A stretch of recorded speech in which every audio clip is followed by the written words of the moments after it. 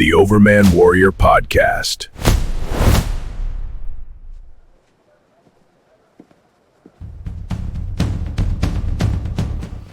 Hi, it's Rich Hoffman here. So the No Kings protest that everybody's been talking about, and all this finagling to try and make Trump look bad, the pounding, the constant pushback on the whole Iranian war issue.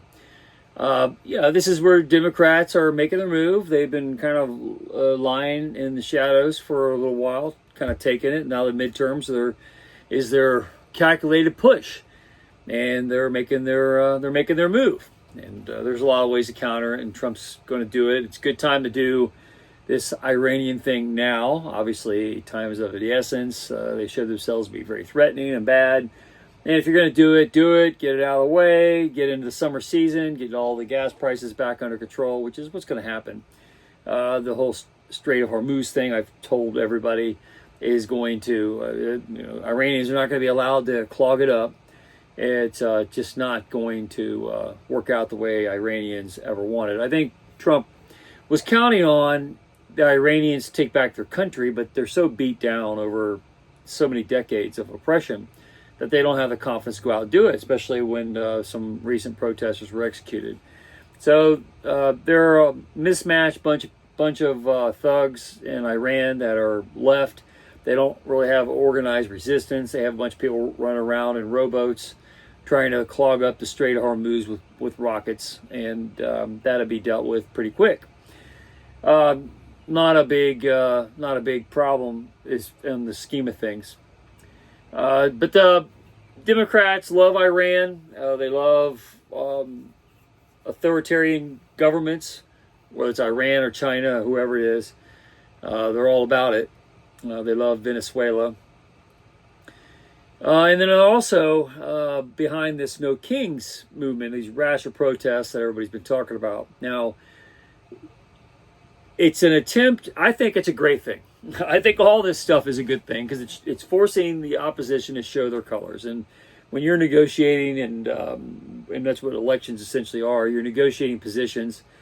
Republicans always read the room wrong because they're usually good Christian people that turn the other cheek and want to forgive their neighbor, even though their neighbor wants to cut their head off and stick them up and crucify them, literally.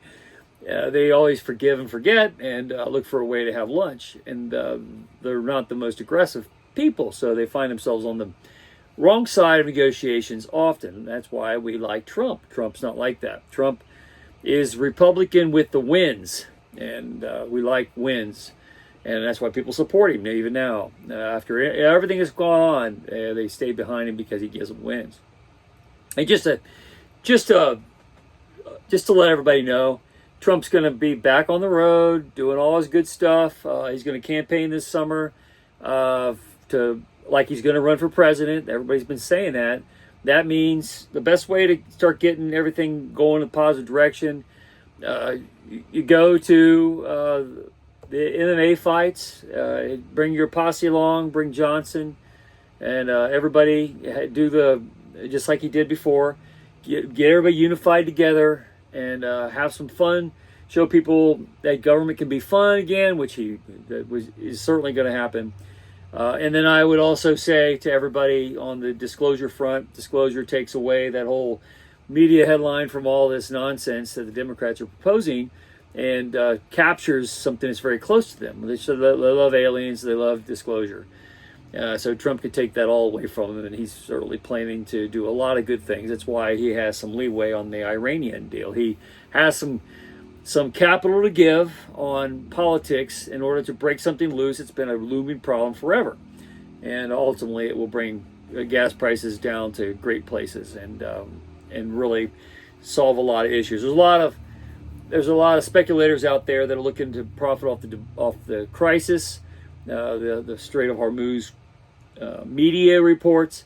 And so prices are spiking for the moment, but they'll get under control pretty fast. There's lots of mechanisms to do it. So let's talk about the No Kings movement, because Trump certainly isn't a king. He certainly isn't an authoritarian. But like I said, I think all this is good because it forces the opposition to show who they really are.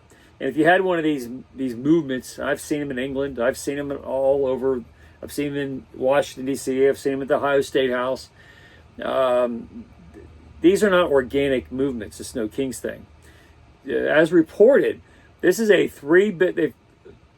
over 500 organizations, radical, liberal, leftist, communist, kind of Marxist, socialist, radical Islamic, lunatics, all kind of coordinated by the Soros boys, Georgie and his little boy Alex. They have spent a lot of money and directed $3 billion into this movement that gets funneled through these 500 different organizations. And you can buy a lot of media for that much money, $3 billion. So if not for the money, a lot of those people wouldn't even be at these protests. People are already kind of disenfranchised Democrats.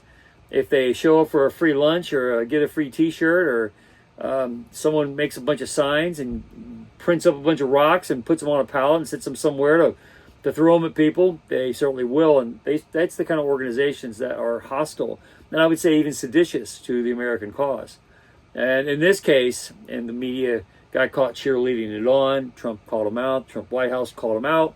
The No Kings is not an organic movement driven by free speech and people who want to vote a certain way. It's a paid-for infomercial by radical leftists that want to destroy the United States. And there's less of those kinds of people now. They haven't been able to hide it behind other liberal movements, racism, minority crisis issues. Now you just have a bunch of crazy radicals that look and sound like people you wouldn't want to talk to anywhere. And those are the advocates for this movement. And it's pushing independence away right into the arms of Republicans, if Republicans only dared get their arms around them. It couldn't be any easier. And again, Trump has a clear strategy to get things going in the right direction. You're playing this game with Iran that you have to play, and no presidents tried to play it before, and that's why these people have festered in the background.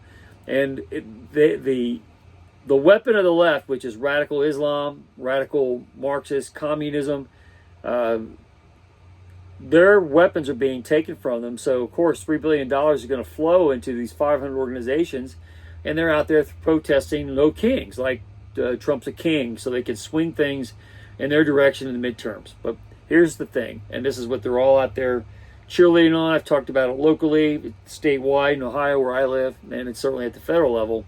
Democrats have had a few little pickup victories where Republicans were asleep, and they didn't defend their turf the way they should.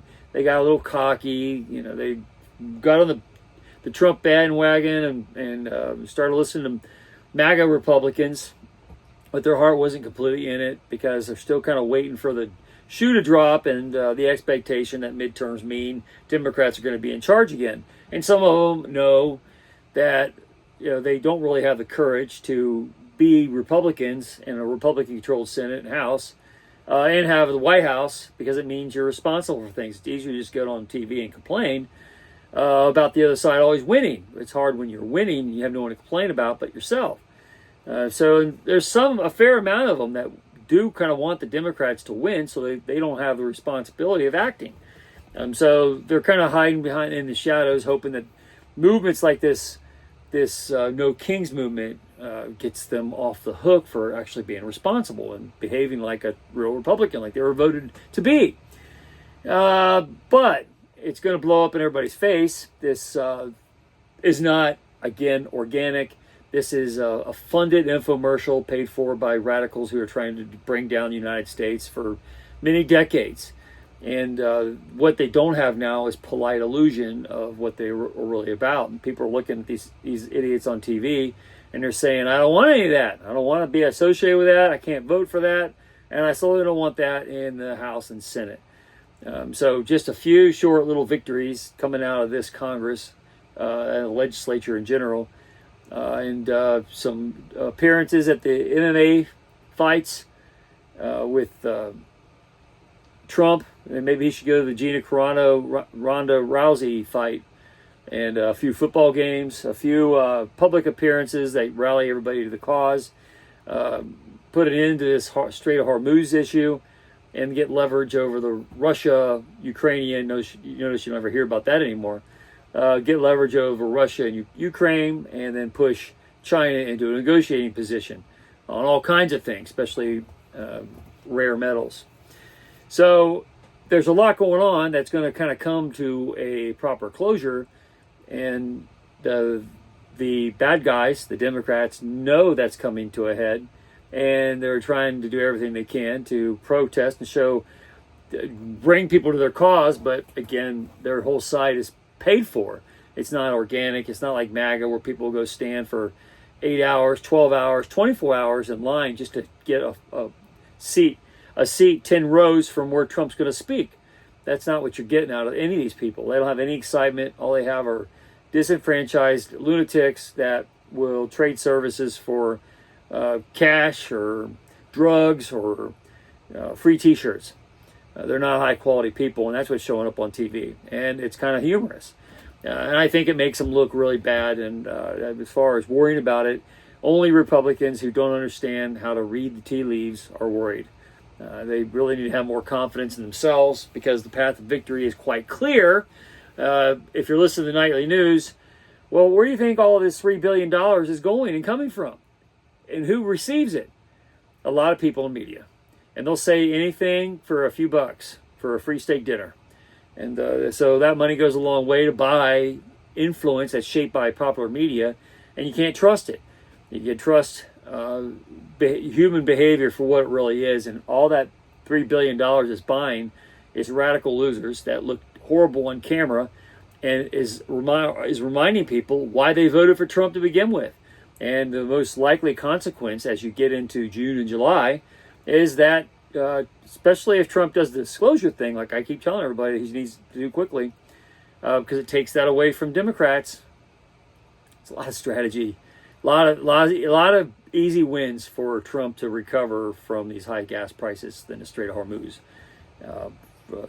That's going to happen very rapidly. This is not going to be something that lingers for years or even months. So if really the victory is there for those who have the courage to take it. And it really comes down to whether Republicans have the courage to be in power for another term, and whether or not they want it. They want the majorities, because the majorities, based on what the left has, they don't have a whole lot of gas in the tank.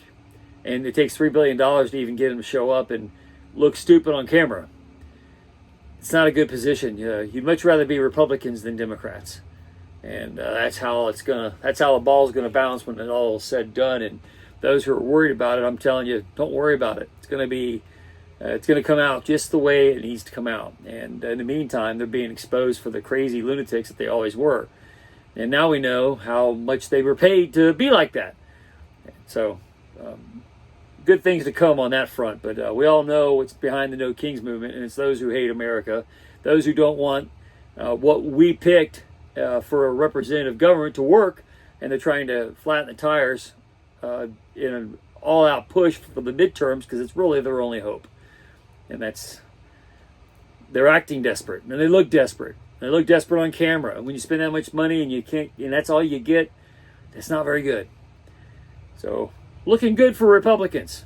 My name's Rich Hoffman here. Share, subscribe, make tomorrow a better day. If you haven't read my book, The Gunfighter's Guide to Business, I think you'll love it. Anyway, have a good day. See you later. Thank you for listening.